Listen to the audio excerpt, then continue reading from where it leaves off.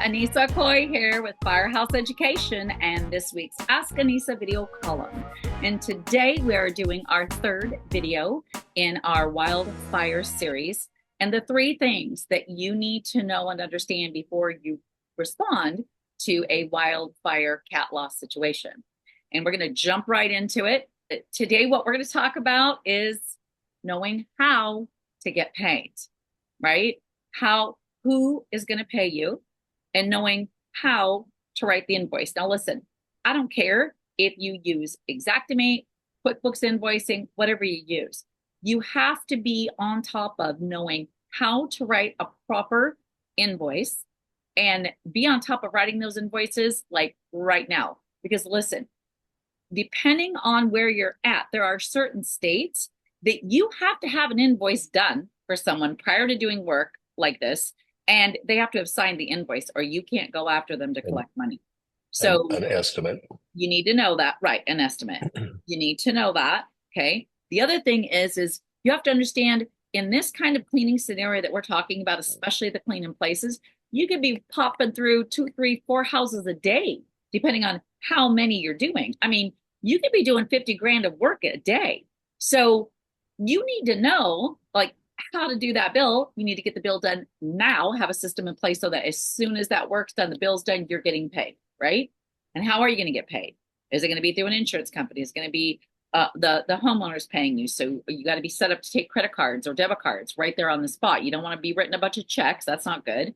Are you dealing with FEMA? Like, chances are you're probably not going to be dealing so much with FEMA, but you could be dealing with a state agency. We did a cat loss in Utah and the National Guard paid us directly. So we were running the homeowners were running their invoices and every single day when we were getting them done so that we got paid right then and there and a check cut like in a portable office trailer right on the spot. So we had somebody, that's all they did was just the billing.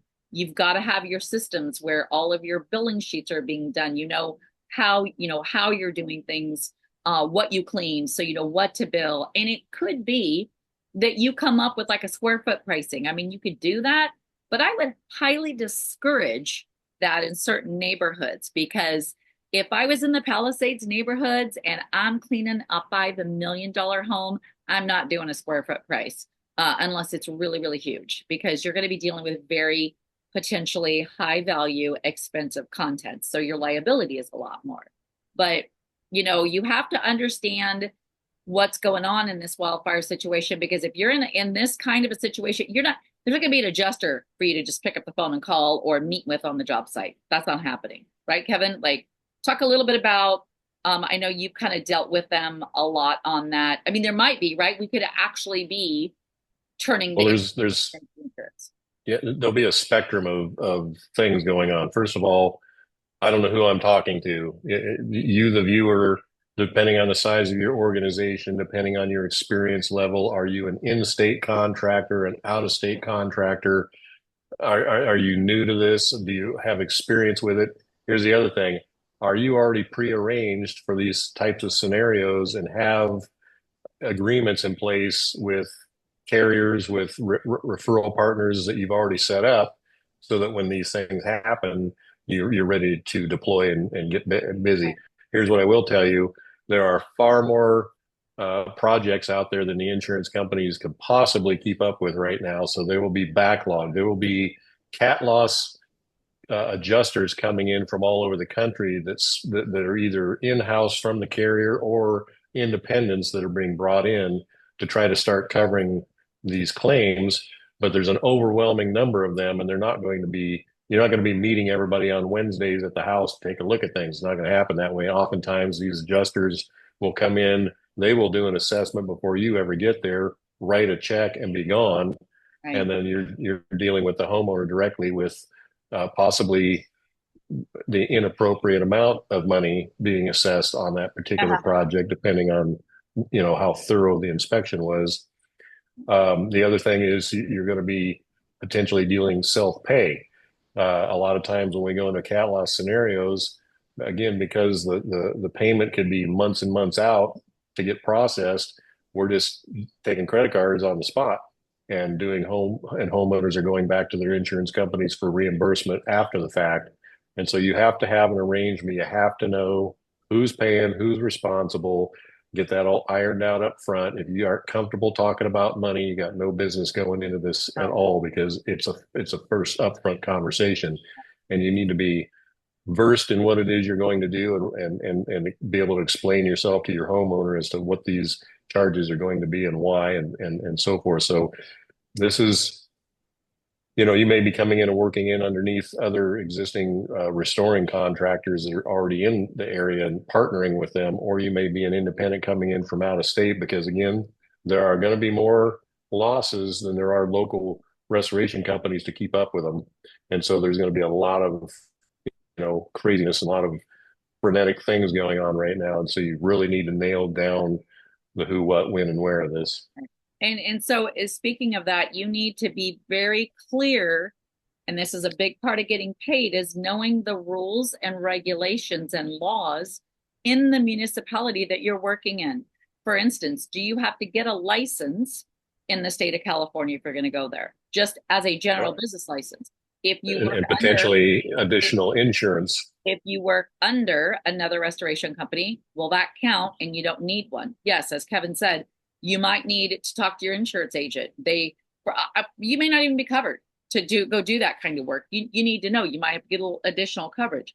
The other thing is do you have the right contract, work agreement? In that state, like different states have different laws about that stuff, you guys, and contract laws. So you have to make sure that your paperwork is correct and legal for that state when it comes to getting paid.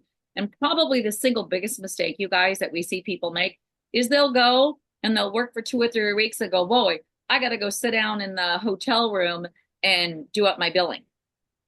Don't do that. You do these bills, either sometimes the bill's done before you start the work. Daily. Yep, and you've got it handled. But within you're on boots on the ground. You get your first job. You're 2 or 3 days, and you're daily doing invoices and getting paid daily. Do not sit on this. You will stack up money so fast, you guys. Do you realize how much we're talking here? It depends on a house, right? But if you do a clean in place, no pack out, and you clean and decontaminate a structure and clean and decontaminate hard contents, not even talking about soft. Do you realize you could be at 25K so fast it would make your head swim on a house? And depending on the size of your crews, you could do 2 or 3 of those a day. You guys, are you understanding the magnitude here? So this is nothing little to play with. This is, if you don't understand the financial side of it and how to get paid and have a plan for that, you could literally go there and wind up bankrupting yourself. Okay. Like, the other thing to consider, you have to fund this, because you either have to have a big bankroll coming in, or you have to be able to fund this as you go along. You're also probably going to have some subcontractors coming in to do some of the things that you don't do, perhaps doing HVAC systems, doing carpet cleaning, doing soft goods. It depends on how much of this you're going to do yourself. And those people are going to expect to get paid as well. And so if you can't keep on top of this billing and have the money ironed out up front, you're going to get yourself in trouble. This is the kind of a special California edition of the wildfires, because again, we referred to this in one of the earlier videos. There's the rest of the United States, and then there's the state of California, and their regulatory environment is probably the stiffest of any state in the country. And so you need to understand your compliance. You also need to know, what do you do if you can't get paid? What are your recourses, as far as liening homes and taking action legally to get your pay. Know all this up front and know what you can and can't do, especially if you're an out-of-state contractor or organization coming in to help out. What are your recourses from that perspective? And just eyes wide open. This is a great opportunity to help people and certainly to make money, but you need to understand the game before you start playing. Right. And depending on where you're at and the level of resources that you're able to commit to this, both financially as well as equipment, supplies, and people, you could get into the millions and millions of dollars of work. you guys, that you're going to jump over here and do in a very short period of time.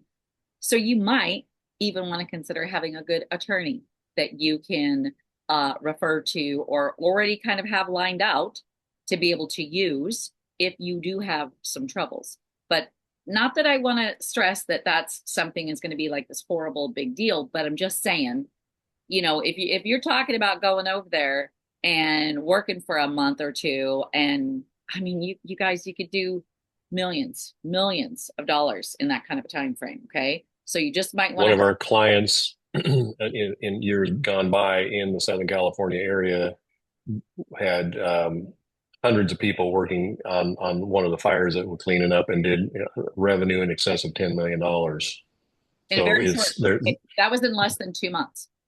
right? There's a lot of, well, a lot of work to be done and a lot of work to be able to get involved with. But again, know your limits, Right. know your rules and regulations. Right. Don't get yourself in over your head and understand that the timer or the dollar clock is clicking away as soon as you walk out the door. It's costing you money, and especially if you're coming from out of the area. And please don't just take every job because it comes up. Don't be like, if we've done this where we've been in cat situations, both fire and hurricane, where we'll stop taking jobs for a couple days just so we can kind of reassess and kind of get a grip. Where are we at? What's going on? Free up some more resources. Then boom, we run out and start going again more. Okay. And by the way, I would tell you this, and I've been telling clients that I work with for years and consulting on these projects, the most important thing you can know is when to say no and not overcommit yourself and get in over your head. And it's very important to understand your capacity, your team's capacity. There's long hours and it's day after day after day. And, can you burn up your crew and have them, right. to the point where they're just not effective anymore. And so you need to, pace yourself basically, I guess what I'm saying, and be able to be effective and useful and yet not, overdo it. Yeah. And you guys, listen, I want to thank all of you guys who are willing to respond to this situation. Kevin and I have done this kind of cat work many times. And it's, you hear the stories, oh, I was 21 hours a day.